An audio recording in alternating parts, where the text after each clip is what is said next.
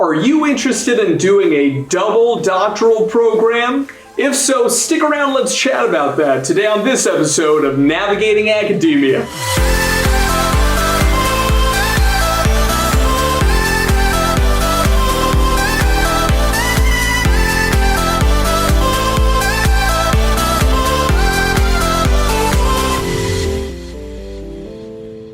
What's up, Navigating Academia family? This is Dr. J. Phoenix Singh coming at you with another episode of Navigating Academia, your leading source for guidance on how to advance your career in academia. Now, before we get started, you guys know that I love you, so please do smash that like button, subscribe to our channel if you enjoy our content, and if you really love our content and want to help us out with a few bucks a month, consider becoming a Patreon patron. Get access to exclusive content, choose live stream topics that we'll cover, get access to all recordings of previous live streams, and also get discounts on working one-on-one with me so that I can help you out, whether that means getting you into grad school, getting you your dream postdoctoral position, or getting a tenure-track faculty position, or even getting involved in industry. I can help you out so much. It would be a pleasure to do that. You can go ahead and contact me via my one-on-one working website down here, which is www.jphoenixsing.com, to be able to book a session.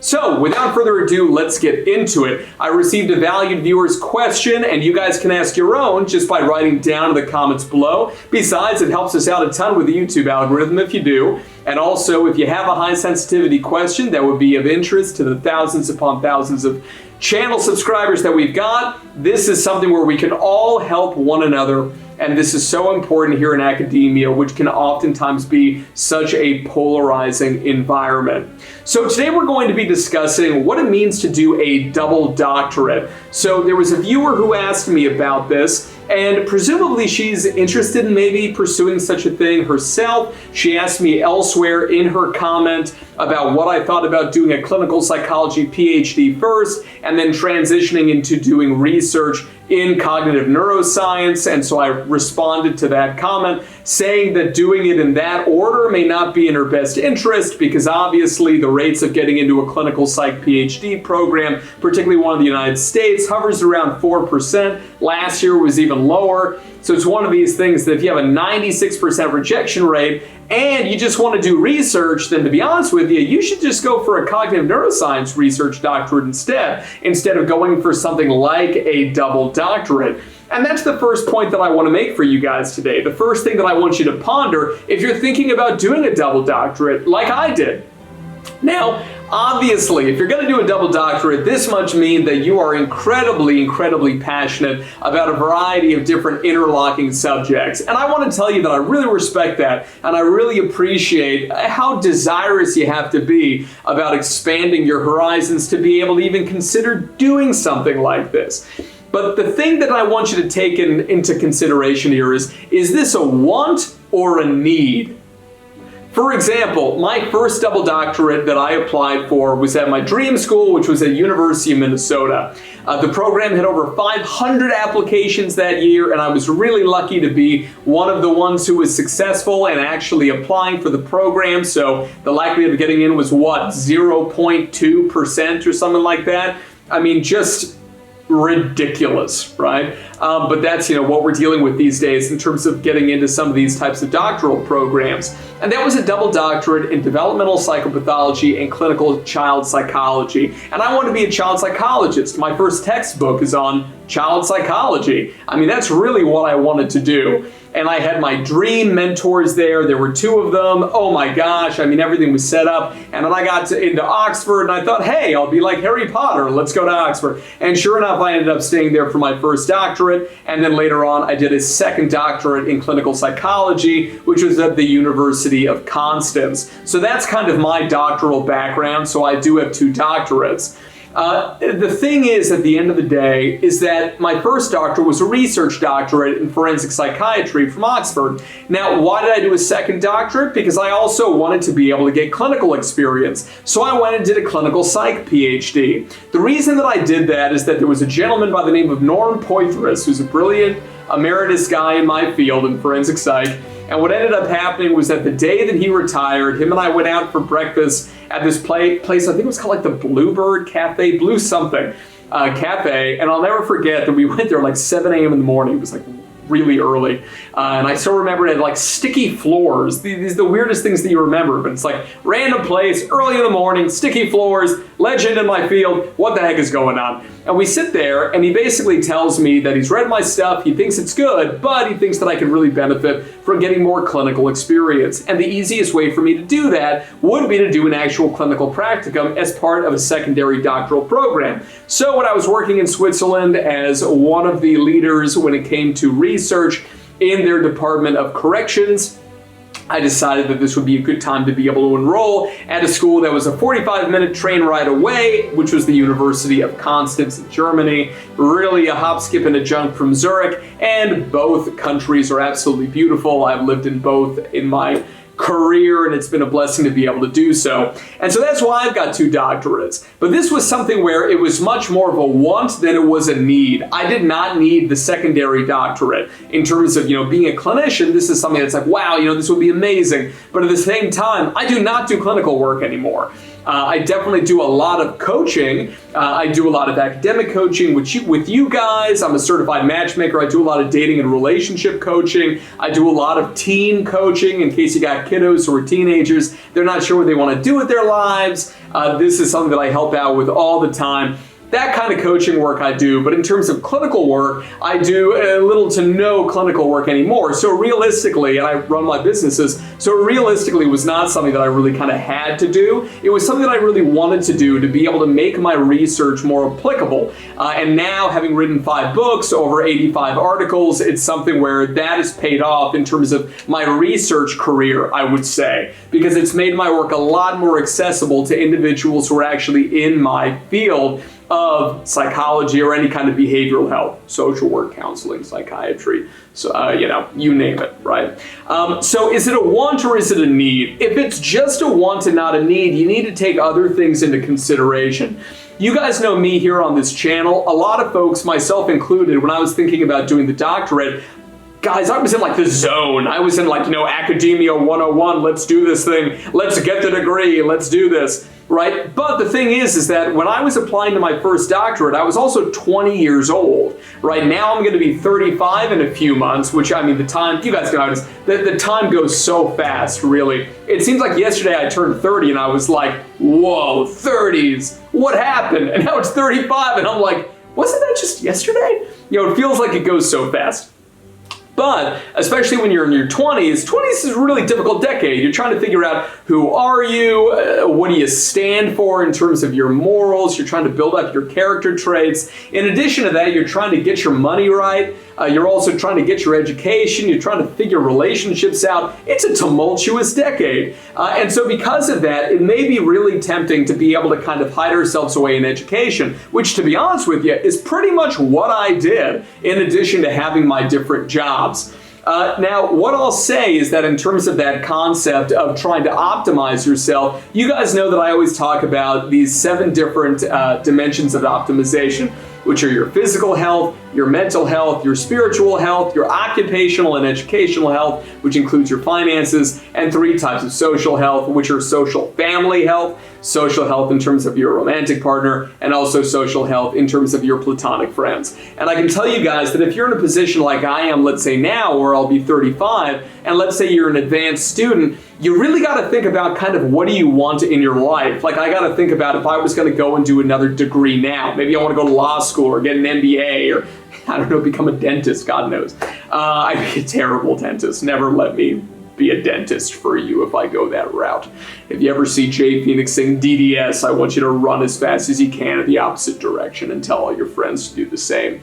So the idea here, guys, is that there is a certain point in your life where you need to figure out, essentially, when I say what you want to do, there are a lot of moving pieces when you get into your 30s, especially because, I'm sorry to say, the time starts a-ticking when it comes to building a family. And to be honest with you, the likelihood that you're going to, if you don't have a relationship going into it, the likelihood that you're going to meet someone and build and sustain a strong relationship that will result in marriage during one of the most absurdly stressful things you're going to do in your entire life of getting a doctorate, let alone do doing 2 doctorates, meaning that it'll probably take you around 7 years to be able to get both, you're out of your mind. You're out of your actual mind.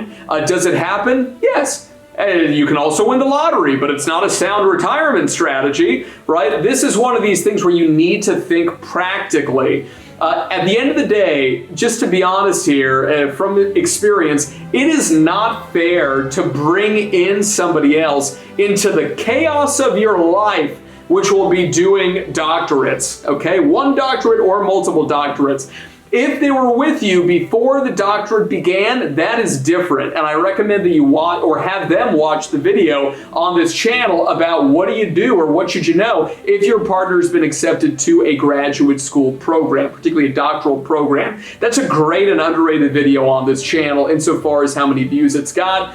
But I've gotten a lot of great feedback on it from the partners of soon-to-be graduate students. So just an important thing to be able to know. So if you want to be able to plan for kids, for example, or if you want to financially plan, which is absolutely critical, if you are in your late 20s and early 30s and you think to yourself, I don't have any funding, so I'm just going to take on another $100,000 to $250,000 of student loan debt, and you're going to lose up to 7 years of income to be able to do a double doctorate first, full time, even if somebody else is paying for it. Maybe you're incredibly blessed and you've got a trust fund, and the trust fund is going to pay for all 7 years of education as well as your living expenses. How amazing would that be? Pretty great. But at the same time, that is 7 years of opportunity cost, as we call it. You just need to take that into account. You're not going to be making more than, let's say, $15,000 to $20,000 a year over all the work that you're already doing and all that's getting paid for by, let's say in this example, that trust fund. That money, even if you invest all of it after taxes, is not going to be enough to be able to put a dent in the universe in terms of your ability to retire on time at age 65. You can retire whenever. I'd love to say that I'm going to retire one day. The likelihood of me doing that is exceptionally low. I always end up doing something. Like this, the YouTube stuff was supposed to be just like a little fun random hobby or whatever, because I had all this stuff or whatever in my basement. But instead, it's become something that I absolutely love to do. I love you guys. That's the reason that I make these videos for you, right? But that's the thing, is that if you ever do want to retire, you want to have a sizable nest egg. And if you lose 7 years where you could be investing, let me tell you, if you guys look at some of the data of the value of $1 invested into the stock market now, at let's say the age of 30, relative to 40, oh my gosh. Compound interest does not have enough time to be able to do what it needs to do, let alone you coming out from a 7-year double doctorate, and then let's say that you end up getting assistant professor position, right? Somebody with 7 PhDs who's still a newbie, never had a faculty position, right? And also has maybe, 5 to 10 publications, versus somebody who's got 1 doctorate, finished in 3.5, 4 years, who has the same number of publications. You're probably going to get paid the exact same amount. And at the end of the day, in something like behavioral health, like let's say you want to be a psych professor, you're going to be lucky if you made $68,000 to $75,000 a year. I have another video about how much you should expect to make based on Bureau of Labor statistic numbers. Watch that video. So, for all these things. But that's the idea, is that you're not likely going to make back the amount of money that it took you all this opportunity cost, you took on all this debt. So it's just something that you need to think about. I'm not telling you not to do it. I did it, right? I'm telling you to go into it with both of your eyes wide open. I finished my first doctorate when I was 24. I finished my second doctorate, I was either 27 or 28. Right? So it was something where I knocked both of them out in my 20s. I had a really unorthodox way of doing it. And then I became the youngest tenured full professor in Norway when I was 27. And it's just the weirdest thing ever. I'm just telling you right now. I have a very strange career. Super blessed, strange career. I love it, but it's super strange, right? So in any case, you got to think to yourself, is this going to be fair to yourself to do? And not fair to yourself today or tomorrow, fair to yourself in like 40 years when you look back, will it be worth it? I always tell you guys, never take this kind of an opportunity just so you can say something like, well, I'm the first in my family to do X, right? This is not a good reason to do things, to be able to say you're the first in your family to do something. I think it's super cool that you could be, but at the same time, I'll be honest with you, I'd rather you be the first person in your family to be a millionaire, take that money, establish a trust and make sure that all future generations are going to benefit from the compound interest of that trust to be able to fund them so they don't take on student loan debt, as opposed to you going into $250,000 of student loan debt just to be able to prove a point. I'm sure you guys can understand where I'm going with that, okay? So you got to figure out, is it fair to yourself, is it fair to your family, especially if you're already in a relationship, to be able to put your partner through 7 years of this, okay, at like a minimum, if you're going to do double doctorates. Now, the program that I got into was what I call a simultaneous double doctorate, insofar as it was one program, one acceptance, and you just went through both kind of back to back. So instead of doing it in 8 years, you did it in 7 years, right? But what I ended up doing is not going to that program, even though in retrospect, it wouldn't have been the right thing for me to do, but it would have been really cool, right? Instead, I went and did Oxford, and then after that, I did Constance, right? Both valuable spends of my time, I would say, but I also got through them very quickly. I did both doctorates in about 5 years, like combined.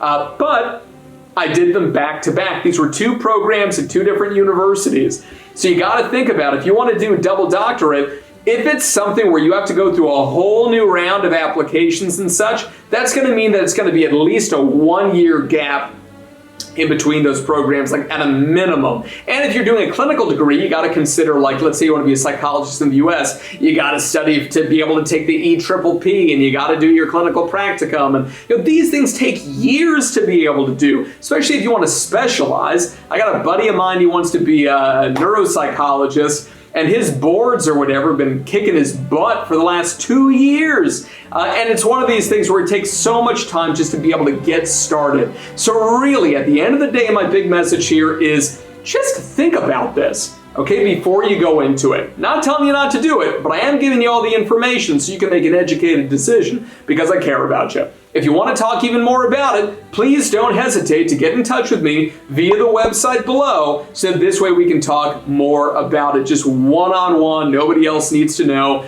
And you need an objective third-party opinion that's not your family or your friends or your academic mentor or anybody else in your life, where we can go through your financials and talk about the tough questions, and we can figure out if this really is something that is the best choice for you and your family, okay? So thank you guys so much for watching this episode, and don't forget to get out there, take chances, and be your best self.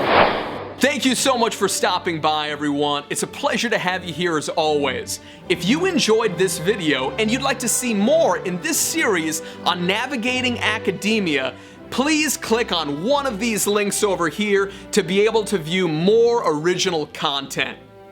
I hope to see you there.